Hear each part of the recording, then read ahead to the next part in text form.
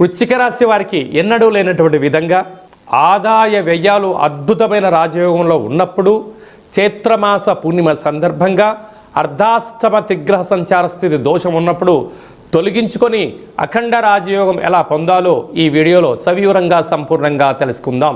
వృశ్చిక రాశిలో ఏ నక్షత్రాలు వస్తాయనగా విశాఖ నక్షత్రంలోని చివరి పాదం 4వ పాదము, అనురాధ నక్షత్రంలోని 4 పాదాలు, జ్యేష్ఠ నక్షత్రంలో 1 పాదం కలిపితే వృశ్చిక రాశి. రాశాధిపతి కుజ భగవానుడు. వీరికి అర్ధాశ్రమంలో సంచారము చేయడం వలన ఒకవైపు కుజదోషము, అక్కడే బుద్ధి భగవానుడు ఉండడం, రాహు సంచార స్థితి ఉన్నప్పుడు సంవత్సర ప్రారంభ కాల సమయంలోనే గత 12 ఏళ్ళుగా మీరు పడనటువంటి బాధ లేదు, మీరు అనుభవించని ఈతి బాధ లేవు. ఇప్పుడే మీకు ఉపశమన కాలం ఆసనమైంది.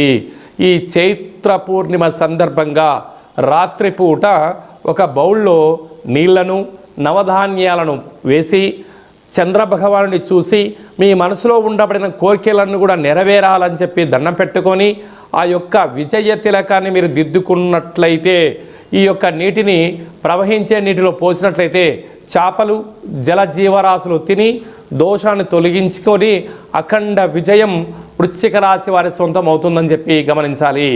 సంతాన స్థానంలో ఎన్నడూ లేనటువంటి విధంగా ఏడాది తర్వాత శని భగవానుడితో రవి భగవానుడు సంచారం చేస్తున్నాడు కనుక వేసవి కాలంలో దయచేసి మీ యొక్క పిల్లలను చెరువుల్లోకి, ఊరి చివరిలోకి, క్రీడారంగ మైదానంలోకి పంపించేటప్పుడు మీ పర్యవేక్షణ చాలా అవసరమని చెప్పి గుర్తుపెట్టుకోగలగాలి. లేకపోతే భారీ మూల్యము ప్రమాదాలు జరిగే పరిస్థితి చాలా అధికంగా ఉంటుందని చెప్పి గమనించాలి.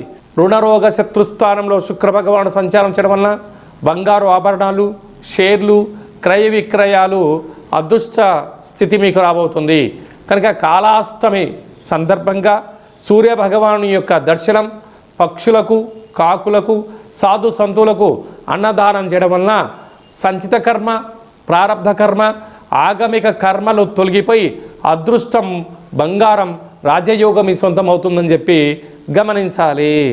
మీ యొక్క వ్యక్తిగత జాతకం తెలుసుకోవాలనుకుంటున్నారా?